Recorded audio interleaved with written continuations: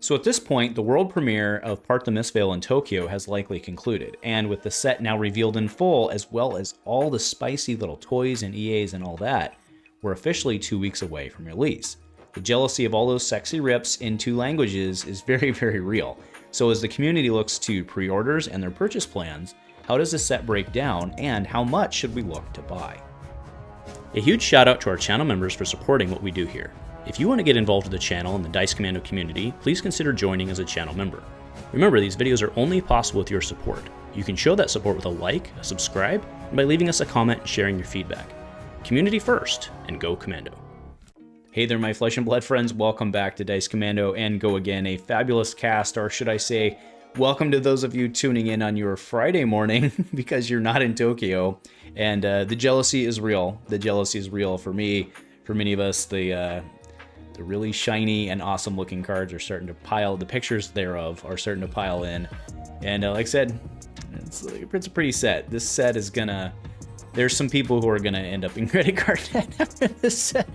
I think that's a fair statement. But what I wanted to do tonight was, from a mostly player standpoint, go through the set breakdowns about this time of the year, or this time of the cycle for every set that we do this. What we're gonna do is go through, we'll break down the set, especially now that we know spoilers, because the set's kind of unique, which is why I've held off on doing this.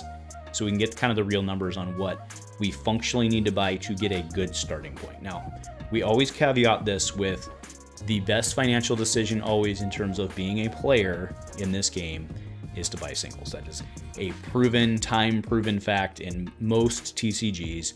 It's the right thing to do. But hey, if you want to crack some packs and get some of the nice shiny stuff, or at least get a chance to get some of the nice shiny stuff, and some foils and all that, you're gonna have to open some packs. So how many should we open and all that? Now, I do want to throw a shout out if you're looking at doing your pre-orders, hopefully based on some of this feedback. Travis over at Fab Foundry is my singles place, and should be yours as well. When you go over there, if you use my link below, I actually get a small kickback from that. He'll get stuff turned around to you really quick, and then I use that kickback to buy stuff from Travis and support my hobby as well. And also, Gongai Games just opened their pre-orders actually today, well, yesterday, as of when you're watching this. So you can check them out as well. And remember, code Commando10 at checkout saves you 10%. So that's, and I get no kickback from that, it just supports the LGS that I go to. So check that out. All right, now, let's go ahead over to the product sheet at this point. So the set is relatively normal in terms of the number of cards overall. It's kind of in that range, 239 cards in the set. The product configuration itself is very similar to what we're used to. 16 cards in the pack, 4 boxes a case, 24 packs per box. Okay, completely normal there. Now, where things get interesting on this set is the set composition itself. So we have the Fabled, which we've seen, by the way, at this point. I'll throw up a picture in editing. There's 6 legendaries, 5 legendaries with an asterisk, I guess. It's not really an asterisk, it's still a legendary in terms of rating, but we don't know if it's the same rating, or we don't know if it's the same rarity. We'll talk about that when we get there.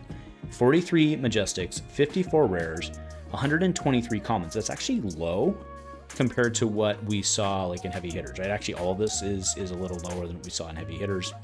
And then 18 marvels, which is way higher than what we saw in heavy hitters. So I'm hoping out of that the marvels, I'll go ahead and throw the thing up, just kind of set the stage, right? Throw up the normal table you're used to at this point. I am hoping that the Marvel hit rates are a little higher, and then, typically what we've seen in cases like this is that there's a rarity distribution within the Marvels themselves as well, right? Like, some card probably appears 3 to 4 times on the Marvel sheet, some cards appear once and all that.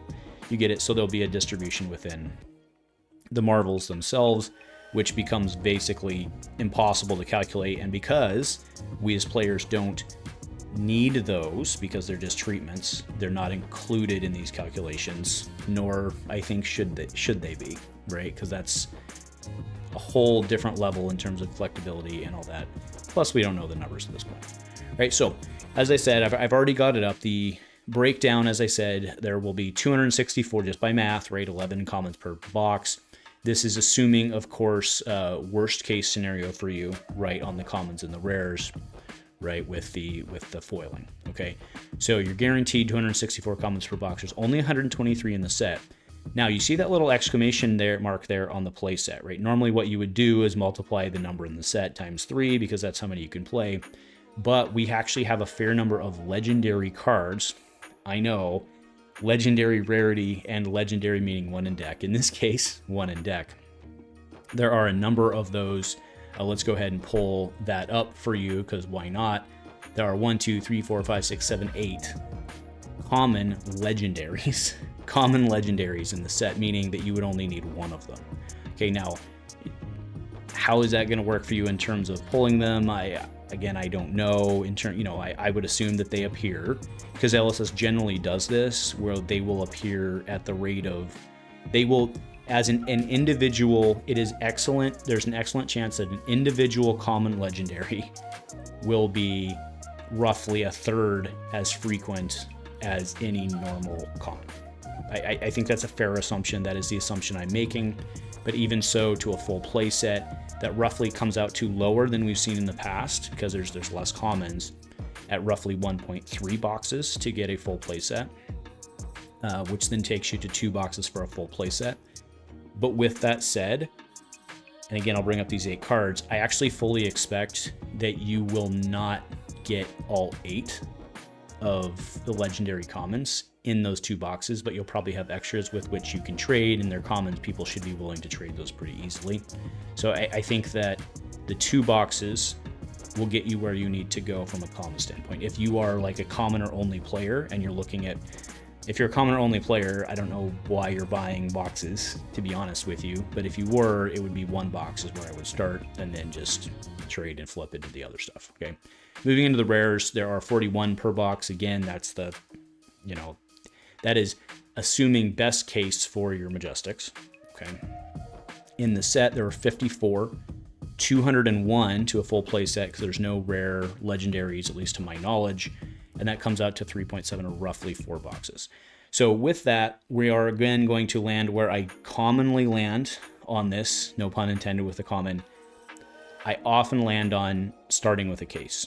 That's generally, to me, the right thing, not only just because it's a nice round number and they all come, in a big, nice box, which is true, but I think it also kind of holds the integrity of, it used to be that there would be 1 legendary per case. It's not true anymore, right? But I think it really kind of just holds the integrity to make sure that someone's not selling you individual boxes that they've curated in some fashion, whatever. I don't even really think you can do that anymore, but either way, buying a sealed case, I think, is the way to go, right? So I think it's either 1 box, or then you go to a case, and then from there you can make your decisions. Now, moving over to the Majestics, so there are 7 per box here. Now again, I'm assuming same distribution as heavy hitters on this, where we're very consistently getting 6 Majestics with a foil Majestic, and there's a slight change there on the expansion slot, which generally adds 1 more,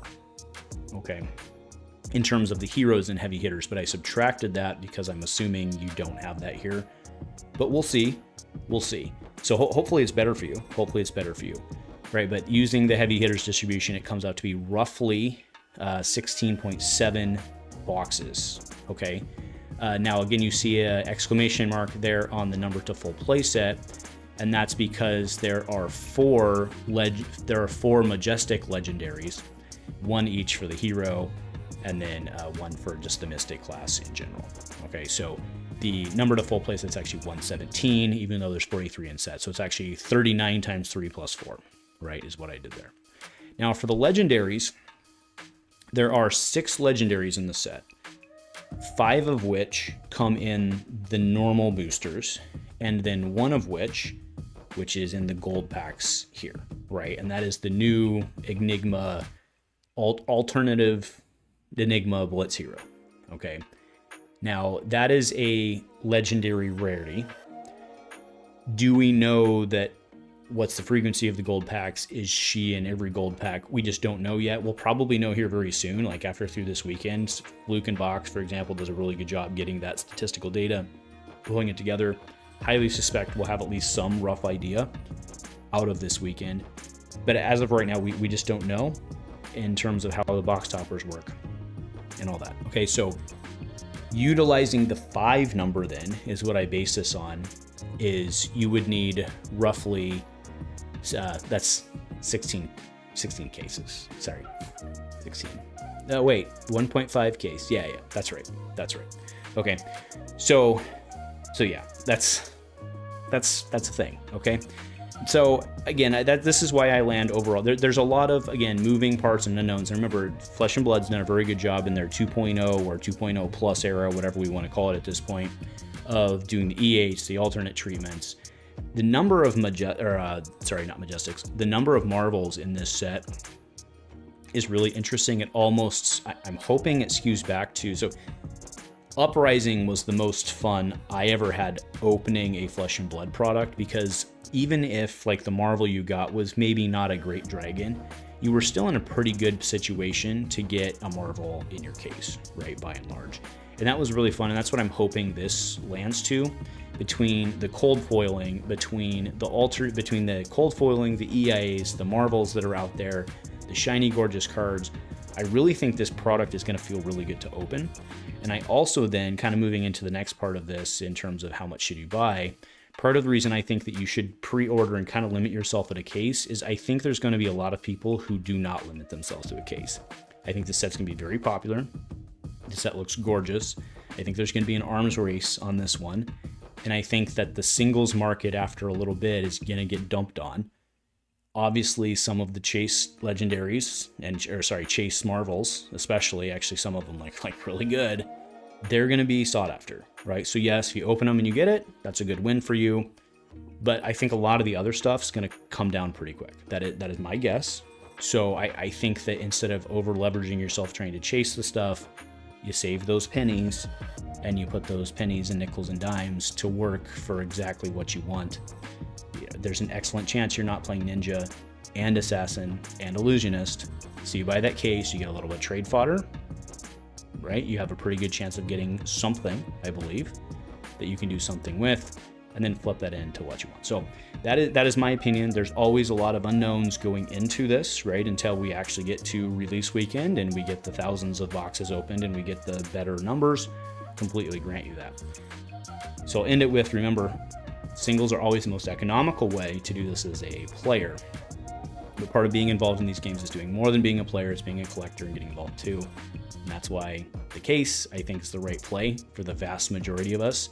Because honestly, I think in this set, if you really look at it, I think you're either buying a case, it's like in for a penny, in for a pound. Like if you want to go more than a case, you're probably buying like 4 or 5 cases, right, to get to those magic numbers that you want, and then kind of level up. So anyway, that's just my take. Let me know what you think. And enjoy all that fancy, awesome pictures and the live stream and everything coming out from Part the Mistveil release in Tokyo. I'm jealous I can't be there. So let's all be jealous together and go Commando.